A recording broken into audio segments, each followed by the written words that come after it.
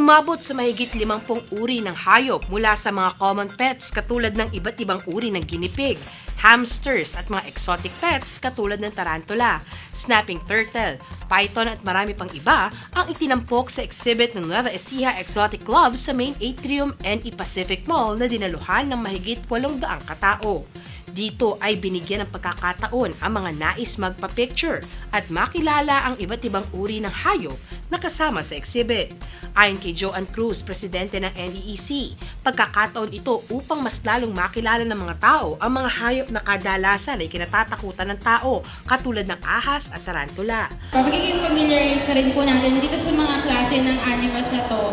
kasi most of the time hindi naman natin sila na-encounter at the same time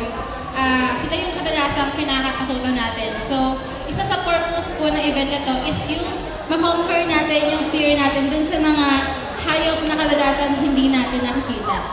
Para sa NEEC, ang pagpapakilala ng mga hayop katulad ng mga reptiles ay makatutulong upang malaman ng mga tao ang kahalagahan ng mga ito sa kalikasan. Ayon sa Journal of Nature Studies, ang Pilipinas ang tahanan ng mahigit 66 na uri ng mga exotic species at 50 dito ay critically endangered na o malapit na maglaho kung magpapatuloy ang iligal na pagpatay at paghuhuli dahil sa illegal pet trade at pagkasira ng mga kagubatan. Sa loob ng 8 taon ay pinalalaganap ng Nueva Ecija Exotic Club ang konserbasyon at pangangalaga sa mga exotic pets sa pamamagitan ng mga educational tours sa mga eskwelahan at mga exhibit.